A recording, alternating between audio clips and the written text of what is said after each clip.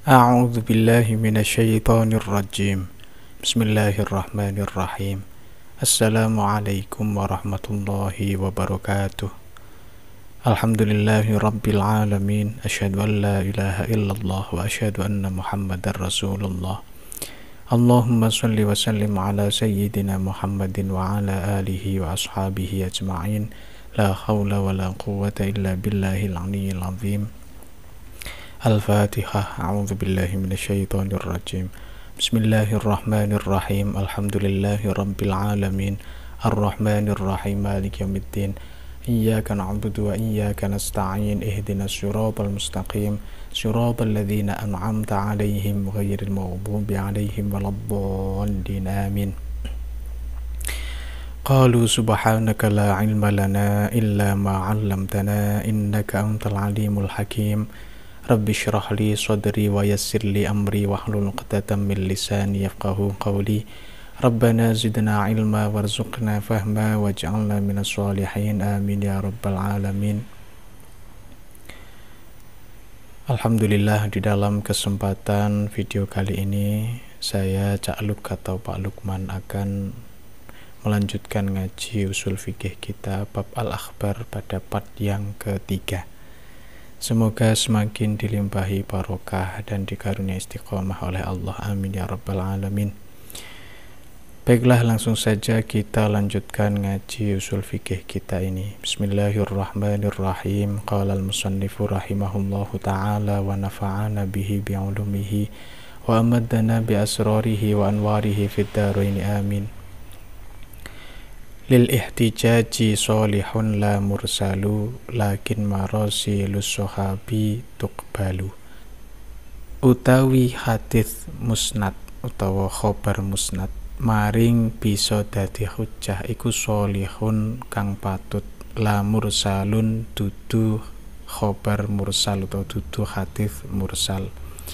Lakin marasilus sahabiyi tetapi ne utawi pira-pira hadits mursali bangsa sahabat iku tuqbalu bisa den trima apa marasilus sahabiyi. Maksud dari nazam ini ialah yakni annal musnada sholihun lil ihtijaji bila khilafin.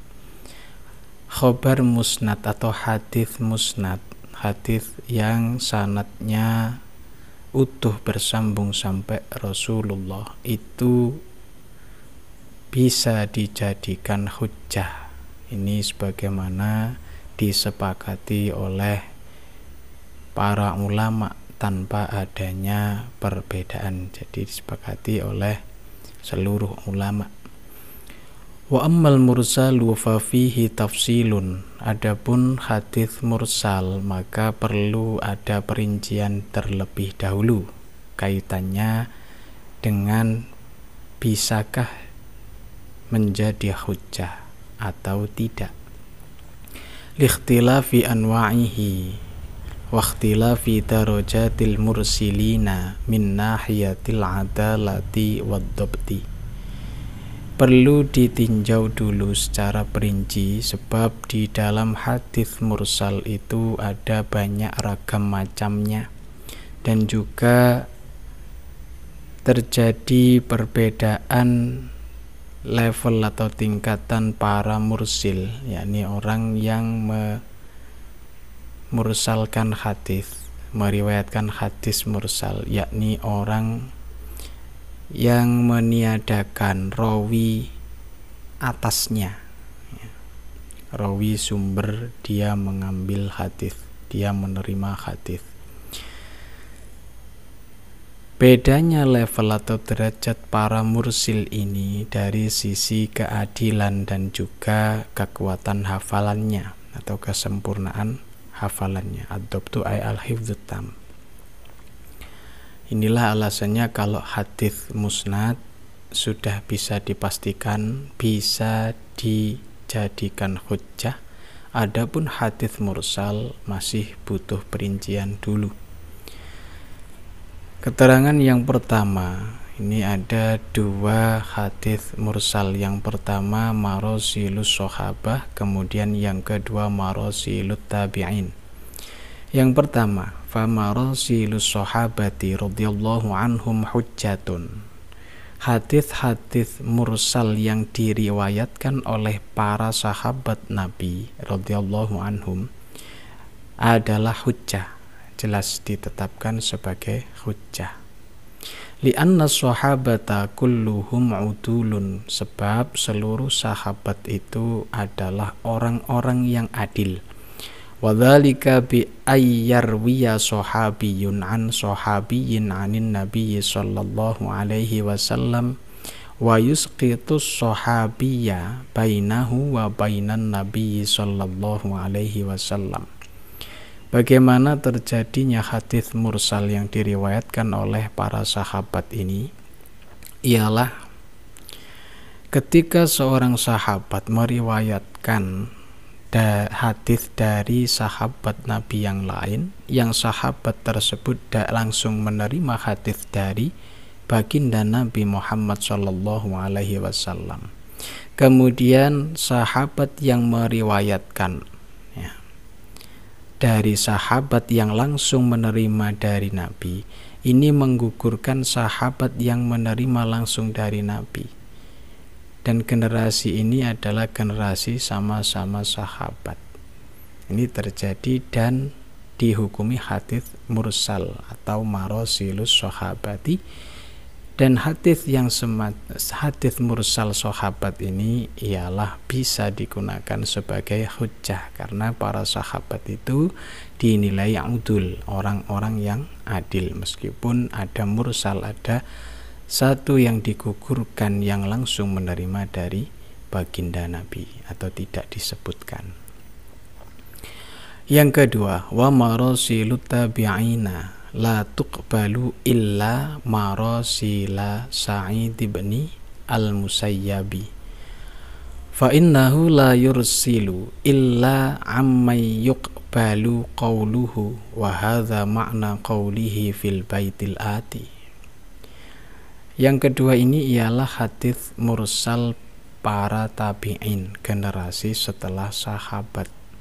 Tidak bisa diterima atau tidak bisa dijadikan hujjah kecuali hadits-hadits mursal yang diriwayatkan oleh generasi tabi'in, yakni Sa'id bin al-Musayyab, termasuk min kibarit tabi'in, ya, pembesar tabi'in atau tabi'in senior, yang beliau Sa'id bin al-Musayyab ini banyak menemui para sahabat Nabi langsung.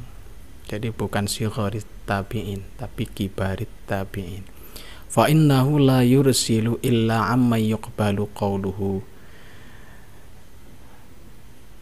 Sa'id bin al-Musayyab ini tidak pernah meriwayatkan hadits mursal, hadits yang tidak ia sebutkan rawi atasnya dari orang yang tidak bisa diterima perkataannya.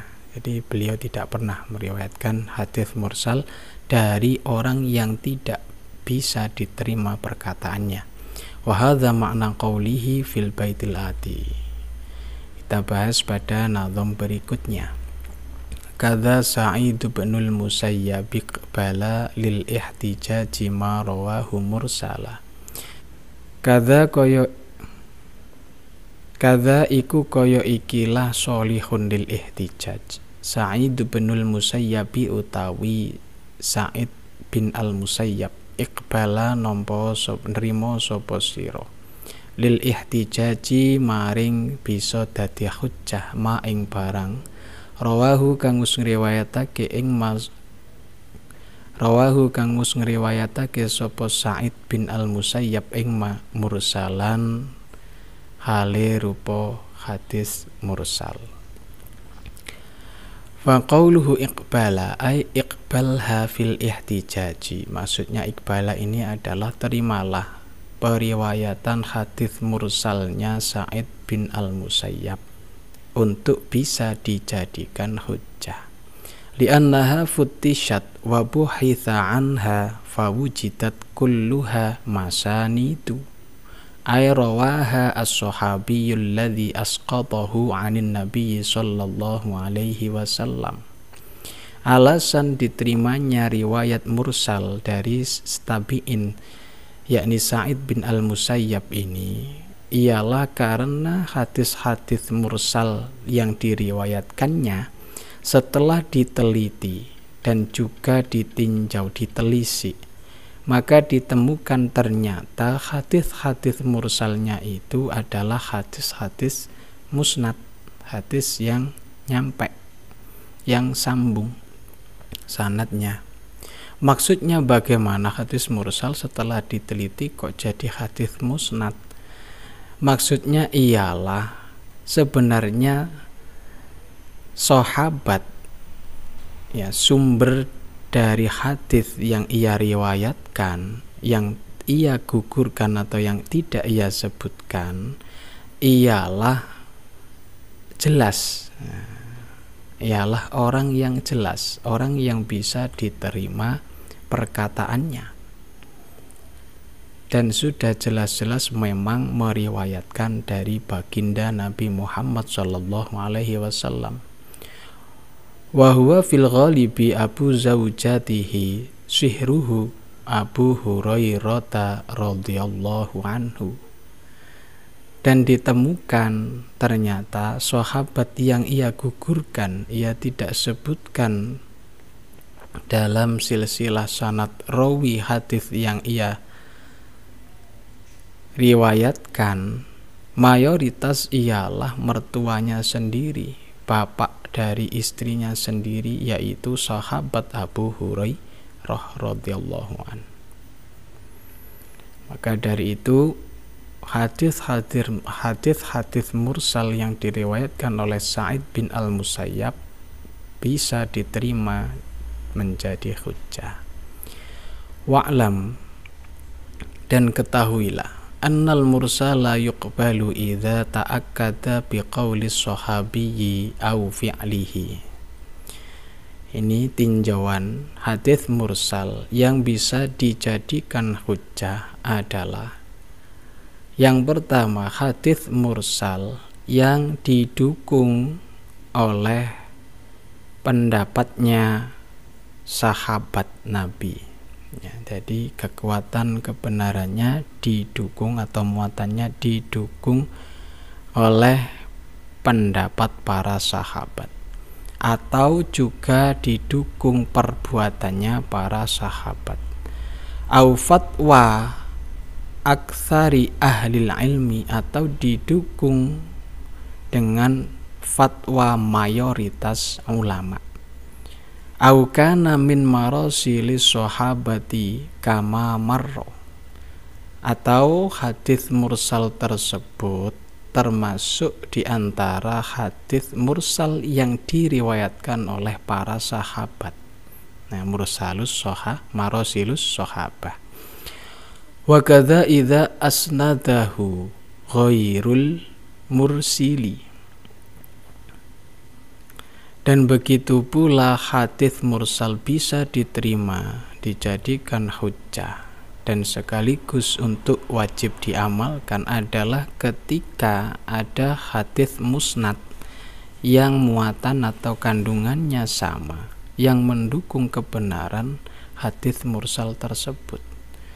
Wa kadza idza urifa min halir rawi alladzi arsalahu annahu la yursilu illa amman yuqbalu qawluhu.